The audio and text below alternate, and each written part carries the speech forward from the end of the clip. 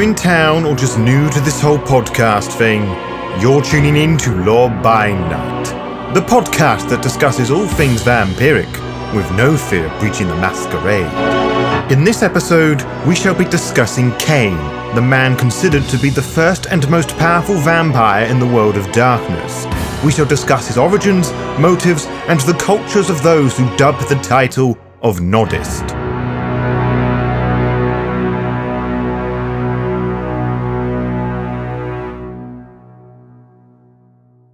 I dream of the first times, the longest memory. I speak of the first times, the oldest father.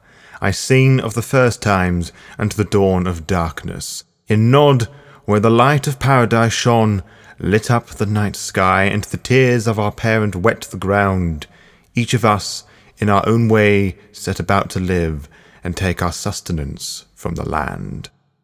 Those were the first few lines of the Chronicle of Cain found in the Book of Nod, our unholy Bible, neonate, a testament to kindred origins and scriptures that detail our demise. Many of our ilk believe its near sacred text to be wild sycophancy, but even more do not know about our shared progenitor. The Camarilla retreat from the Cain whilst peppering quotations into their modern yet archaic reinforcements upon the kindred they barely control. The Anarchs probably confuse him with the stick one may walk with, or perhaps the actor, whilst the Sabbat idolize Cain, claiming they are his sword, ready to cut out the antediluvians once and for all. There are, of course, some who take this a step further. Some, such as myself, adopt the title of Noddist, which means I study the law pertaining to Cain and Enoch, the second city. Becket and his foster sire, Aristotle de Lorient, are two infamous examples, and you may know that Sasha Vikos, the self-proclaimed Angel of Cain, also identifies as a Noddist. Noddist can also mean something else entirely beyond enthusiastic Cainite scholar.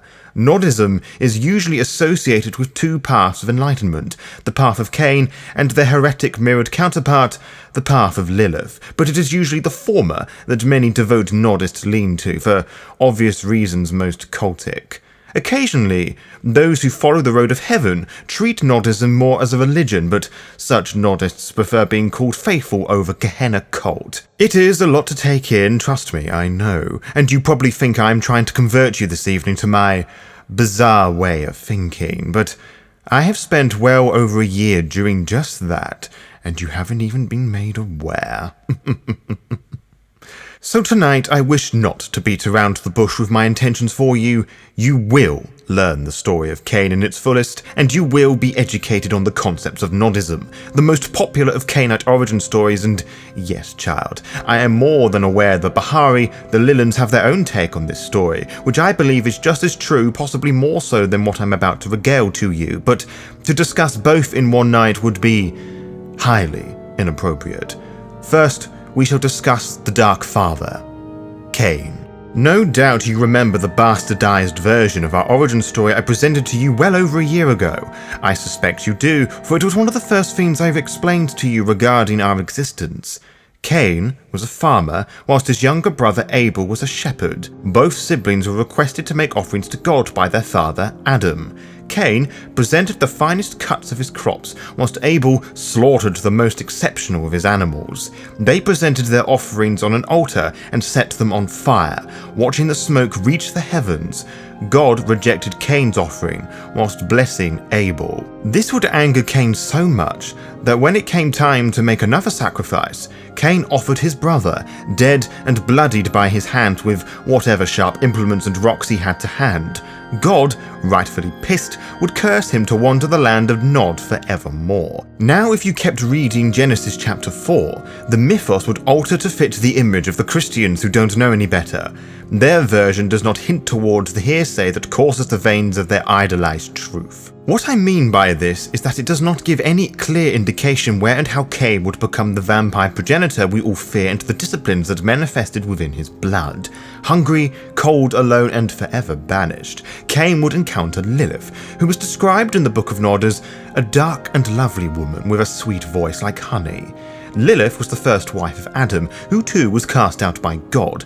She was able to empathize with him, feeding him, providing him clothes, shelter, and a soft hand to dry away his ruby tears. Not wanting to be her thrall for eternity, Cain asked for the power that Lilith possessed, the power that allowed her to survive for eons, to build clothes and a home. Well, he demanded it more than pleaded for it, for Cain was still bitter and angry being the weaker mortal. Reluctant, Lilith ceremoniously cut herself and bled into a bowl, which Cain consumed, becoming as awakened as she claimed to be. Soon the archangels would visit Cain, one by one.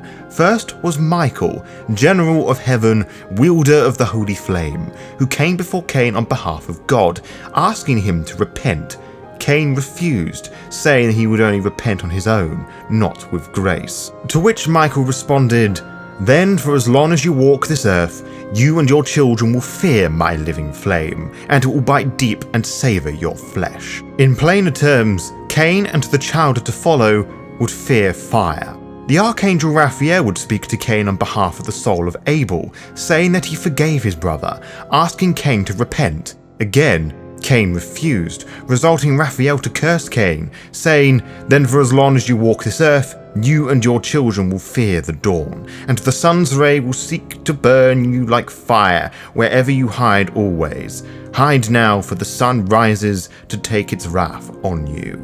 Now Cain was truly banished into darkness, which is why we cannot face the sun. Cain would bury himself in the earth to avoid death by sunlight, which I assume was not expected, for the archangel Uriel, the angel of death, appeared before Cain the following night, asking him to repent, saying that God forgave him.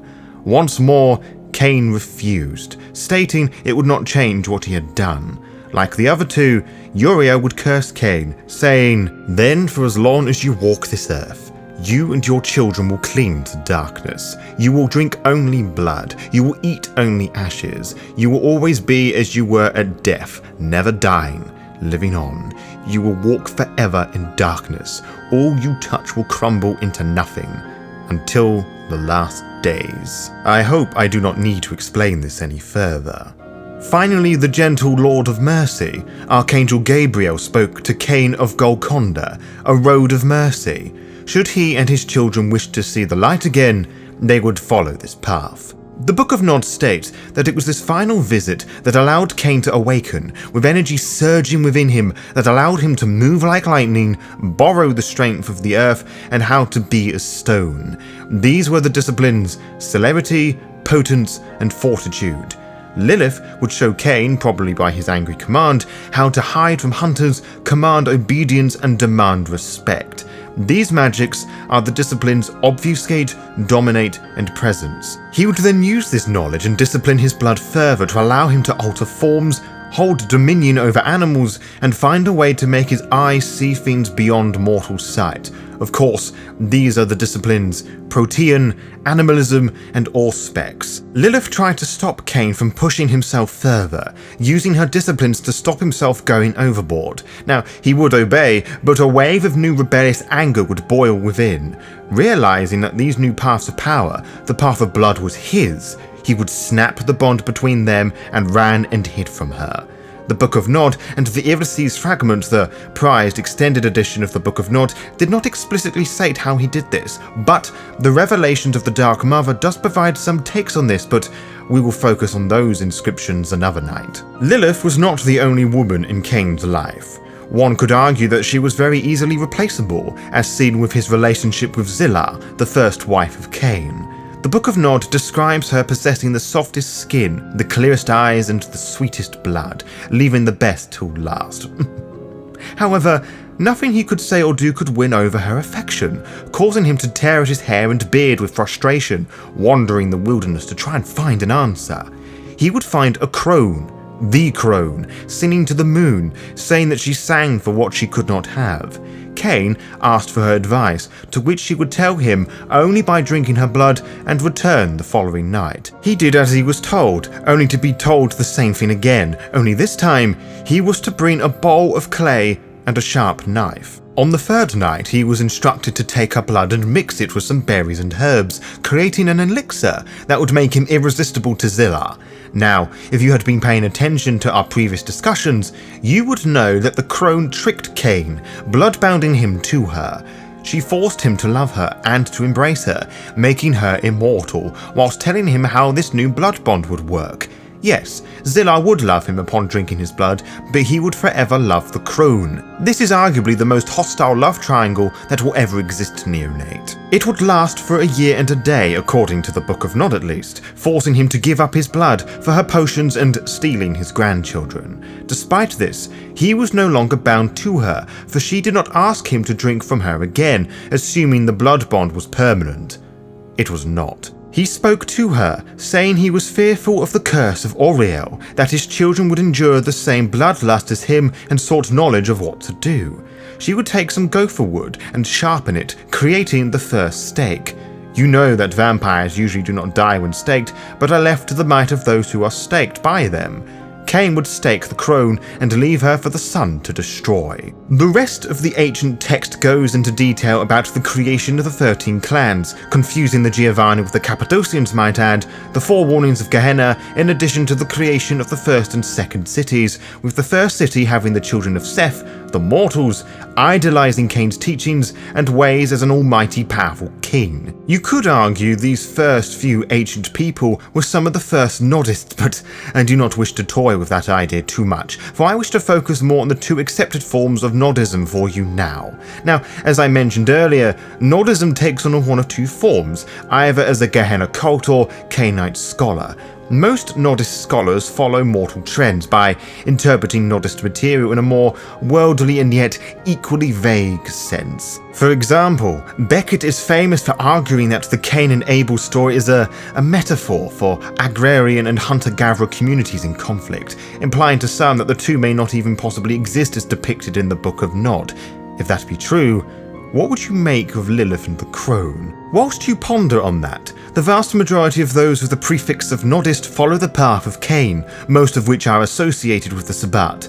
Some can be found within the Camarilla, such as myself, but it is exceptionally uncommon to find any Camarilla representative to follow a path of enlightenment or the roads that predate them. Followers of the path of Cain within the Camarilla keep to themselves, so few can learn of their practices. Such elderly kindred must pay lip service to the path of humanity ethics, so someone who follows the road or path of beast should avoid a city's Elysium for obvious reasons. But I digress, for that is a conversation for another time and a different mind to process such information. What I need you to think about now, child, is that the key to redemption lies within, not redemption from God, but from Cain. To learn of Cain, you learn through him. You follow his divine teachings. You must examine yourself through meditation. Examine your lusts, desires, strengths, weaknesses, successes, and failings. Confront pain and uncertainty to allow yourself to transcend to a higher place of being, spiritually, mentally, and socially. Do this, and you will find peace. This neonate is the very essence of the path of Cain. To follow this path, one must understand and learn about the paragon of all vampires to the point of obsession, to the point that you wish to aspire to be him, Cain. You seek greatness by exploring the advantages and limitations of the vampiric condition and learn how it all came to be, discussing it and analysing every theory and hypothesis so one can truly understand why the dark gift was placed upon us. This often means one has to learn to ride the wave of frenzy rather than it ride you. This lack of control led Cain to destroy Abel. Fight and master the beast to become stronger. Vampires are not inherently evil, to some at least, but they are part of the natural order. To not use the gift of the blood is evil, for you deny what you are. Acceptance of vampirism is just the start of it, my child. It is not a curse, but a gift. The carefully chosen mortals who are blessed by the blood of Cain become stronger and closer to the truth, to divinity. Although we live by them, mostly in peace, mortals are not your equals and should never know of our existence. Their laws and strictures are beneath us. We are the superiors, and they are nothing more than food. On a similar note, Diablerie of all vampires is permitted to those who follow the path, be it elder or fledgling, so you can understand why the Sabbat would favour this path. But there is a purpose with this, beyond greater bloodlust. The goal is to grow closer to Cain, not the antediluvians who were punished for abusing their powers. Members of the path are priests of Cain, who is the heart of their very existence. Those follow the path are expected to know the Book of Nod by heart, and be able to give spontaneous sermons on Cain's teachings, educating and enlightening those around them in the process. As such, they know not to participate in politics, but can provide good eyes and ears to what is going on around them. Murder and short outbursts of intense violence are encouraged, as that is a good outlet for months upon months of meditation and study. Being a priest of Cain is a role taken incredibly seriously, some even wearing black outfits mocking Catholic faith that would brand us sinful demons. We do wear black, in case you have not noticed my attire. We are controlled, calm intellectual figures that are often soft-spoken, diplomatic and scholarly, who are not afraid to defend our ideals with passionate violence. Did you believe that all of this was put on, my child? Many within the Camarilla do not approach me, for I may seem aloof and possibly arrogant, but I honestly have no concern with such petty matters. I will do business if I have to, for sure, to uphold the ethics of the Ivory Tower, but it is knowledge and law I want in return, and if they cannot deliver either, then I request their power, which is often more frequent these modern nights, as you are well aware to the fact that I have succumbed to the First of Ages. Most Noddists are interested also in the learning of other paths of enlightenment, but many won't ever admit it. I will admit, through my own research and uncoverings, that the Assamite's path of blood, that the path of Cain derived from that is most popular, which is partly due to the fact that the Assamite anti-tribu are and always will be the greatest devotees of the path. Surprised?